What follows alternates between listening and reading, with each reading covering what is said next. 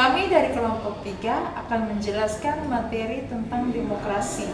Sebelumnya, perkenalkan, Nama saya Antonius Kakasi. Saya Maria Merlin Cenipu. saya Maria Safika Nogolangwara. Saya Emiliana Nana. Selamat menyaksikan.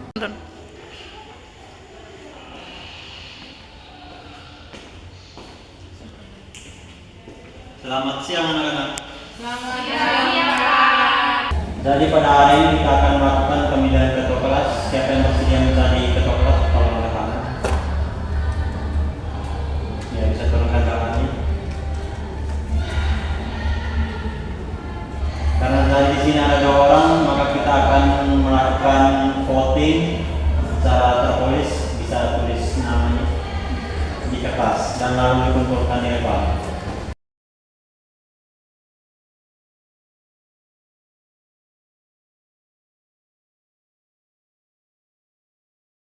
Karena di sini namanya sudah terkumpul, jadi saya akan melakukan penghitungan suara sesuai dengan jumlah tugas yang ada.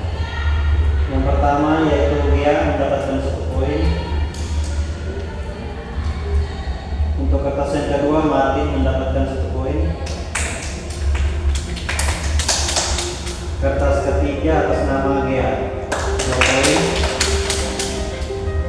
Dan kertas terakhir yaitu Gia. Dari di sini yang mendapatkan 3 poin yaitu Bea, dan yang mendapatkan 1 poin yaitu Marvin. Dari sini yang menjadi ketua kelas untuk saat ini yaitu Bea. Oke, baik, terima kasih. Sekarang kita akan masuk kepada materi. Di sini saya akan menjelaskan arti dari demokrasi. Yang pertama, pengertian demokrasi. Demokrasi berasal dari bahasa Yunani. Demos artinya rakyat dan kratos artinya kekuasaan. Artinya kekuasaan berada di tangan rakyat.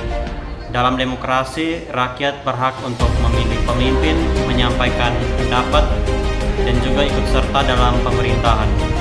Contoh sederhananya yaitu pemilihan ketua kelas. Di sini saya akan menjelaskan prinsip-prinsip demokrasi. Yang pertama, kedaulatan rakyat. Kedaulatan rakyat artinya kekuasaan tertinggi berada di tangan rakyat. Rakyat yang menentukan pemimpin dan kebijakan. Yang kedua, persamaan hak. Semua orang memiliki hak yang sama tanpa dibeda-bedakan, seperti agama, suku, status, dan lain-lain. Yang ketiga, kebebasan berpendapat. Setiap orang bebas menyampaikan pendapat, baik secara lisan maupun tertulis dengan tepat bertanggung jawab. Yang keempat, pemilu yang jujur dan adil. Pemilihan umum harus dilakukan secara transparan, tanpa kecurangan, dan semua warga mempunyai kesempatan yang sama. Contohnya, saat pemilu semua warga negara memiliki hak untuk memilih sesuai suara hati nurani tanpa paksa dari siapapun. Selanjutnya saya akan menjelaskan bentuk pelaksanaan demokrasi di Indonesia. Yang pertama, pemilihan umum atau pemilu. Pemilu adalah sarana bagi rakyat untuk memilih wakil-wakil di lembaga legislatif seperti DPR, DPD, dan DPRD. Melalui pemilu, rakyat menggunakan hak suara secara langsung, umum, bebas, rahasia, jujur, dan adil. Yang kedua, pemilihan presiden dan kepala daerah. Rakyat memilih langsung presiden dan wakil presiden, gubernur, bupati, dan wali kota. Yang ketiga, musyawarah mufakat dalam kehidupan sehari-hari.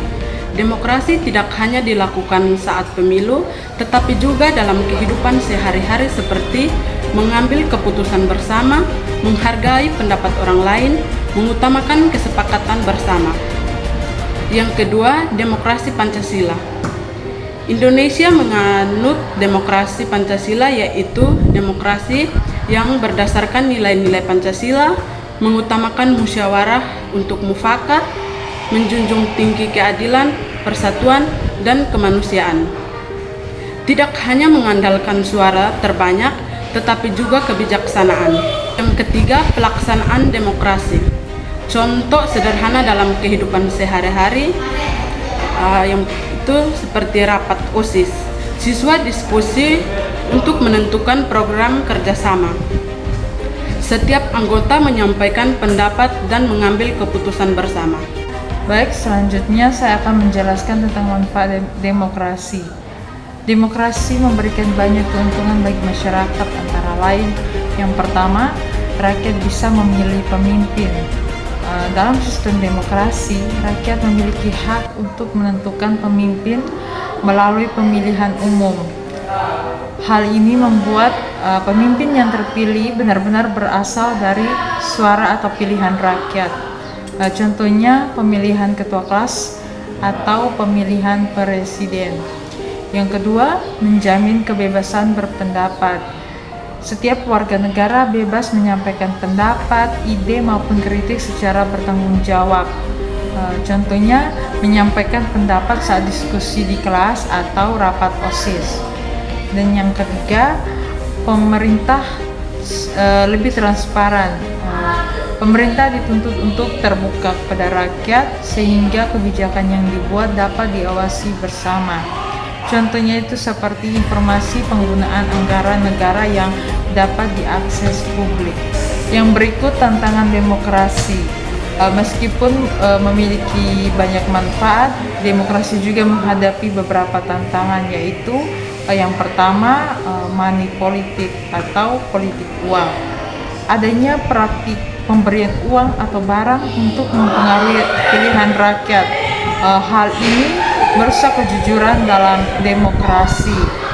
Contohnya itu seperti serangan fajar. Yang kedua, hoaks atau berita palsu. Informasi yang tidak benar dapat mempengaruhi opini masyarakat dan menimbulkan perpecahan. Dan yang ketiga, kurangnya partisipasi masyarakat. Masih ada masyarakat yang tidak menggunakan hak pilihnya atau tidak peduli terhadap proses demokrasi.